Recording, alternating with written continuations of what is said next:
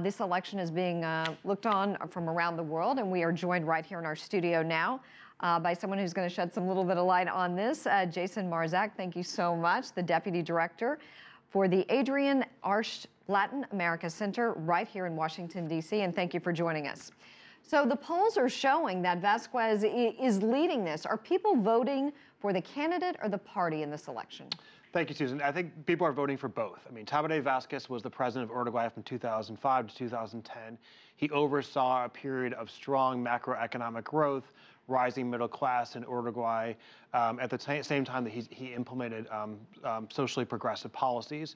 His predecessor, Jose Mujica, has done the same. Jose Mujica has continued with a variety of other socially liberal policies, opening up Uruguay for abortions in the first term, something that would have been unheard of years ago in a Catholic country, legalizing marijuana, prioritizing a few other things as well. So is Vasquez essentially riding his coattails, being in the same party? And, you know, is this why the economy is on the upswing because of his policies? And why is it doing so well compared to, let's say, neighboring Argentina? Yeah.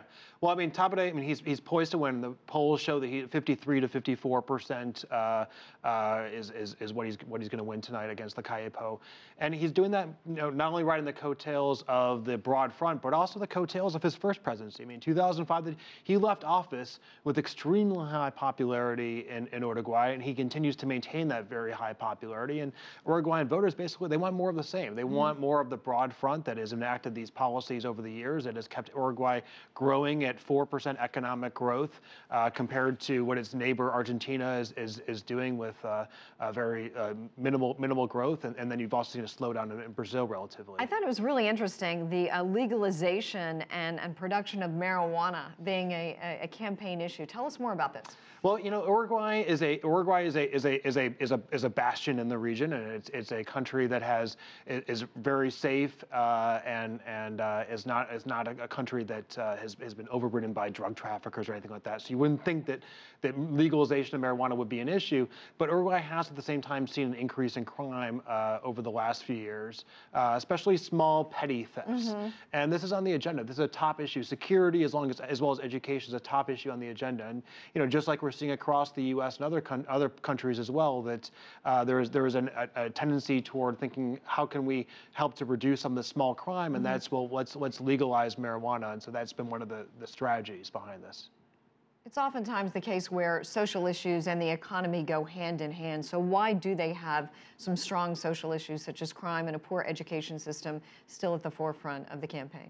Well, you know, I mean, like many of its other countries in the region, Uruguay has an education system that continues to get better, but education still, especially as you have the growing middle class, education continues to be more and more of a demand. When you have a country that's becoming increasingly middle class, there are middle class demands that are had, and that is why, you know, education. Uruguay still ranks very low on PISA scores.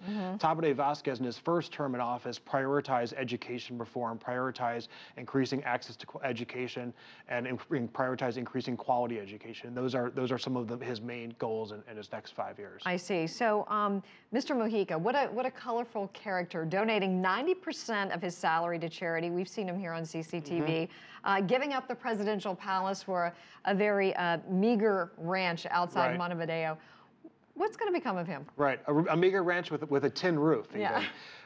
He'll continue to be active. I mean, he will be, you know, in the Senate now. He will, you know, continue to be, I think, you know, a voice behind the broad front. He like Tabaré Vázquez is also leaving office at a time of great popularity for himself. He had a diplomatic snafu recently with calling Mexico a failed state, but he's been able to reverse course on that.